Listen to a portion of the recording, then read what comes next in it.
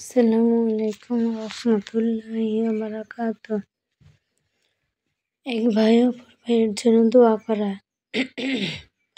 রাসূলুল্লাহ সাল্লাল্লাহু আলাইহি সাল্লাম বলেন, কোনো মুসলিম বান্দা যখন তার ভাইয়ের পিছনে তার জন্য দোয়া করে, তখন ফেরেশতা বলে ওঠে, তোমার জন্য অনুরূপ।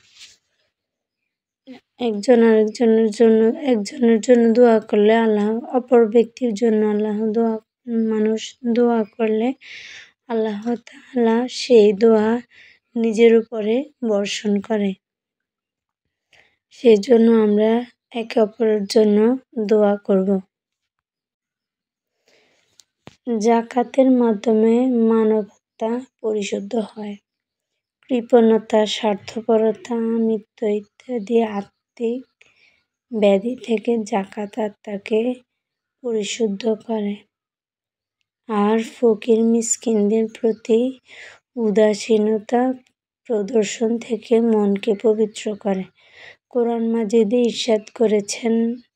ইরশাদ হয়েছে, আপনি তাদের সম্পদ থেকে সদকা গ্রহণ করুন, যার দ্বারা আপনি তাদেরকে পাক পবিত্র করবেন। সুবহানাল্লাহ। সুতরাং আমরা যাকাত দিব। যাকাত হচ্ছে গরিবের চলার জন্য, নিজের ফিতনা থেকে বাঁচার জন্য যাকাত দিতে হয়। যাকাত ফিতরা একই।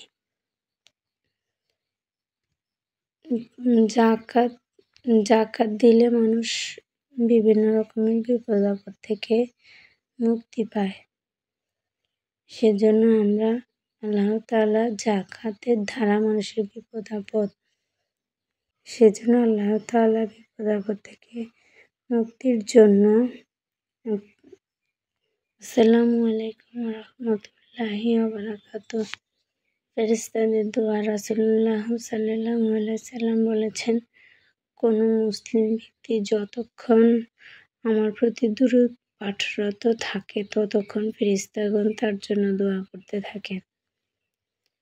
সুবহানাল্লাহ। আল্লাহুম্মা সাল্লি ওয়া সাল্লিম আলা নাবিয়িনা মুহাম্মদ। অর্থ, হে আল্লাহ, আপনি নবী মুহাম্মদের উপর শান্তি ও রহমত বর্ষণ করুন। ফেরেশতারা রাসূল সাল্লাল্লাহু আলাইহি সাল্লাম মুসলিম ব্যক্তির জন্য দোয়া করতেন, ততক্ষণ দোয়া করতেন ফেরেশতারা রাসূলুল্লাহ সাল্লাল্লাহু আলাইহি সাল্লামের জন্য দোয়া করতে থাকতেন। সুতরাং এ থেকে বোঝা যায় যে আমরা নিজেরা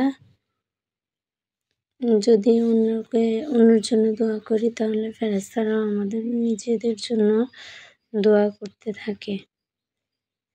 সুবহানাল্লাহ। আল্লাহ তাআলা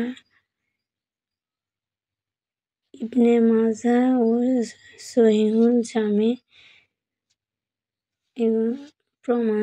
এগুলা হচ্ছে মিথ্যার কিছু নাই, এখানে প্রমাণিত। আল্লাহ হাফেজ। আসসালামু আলাইকুম।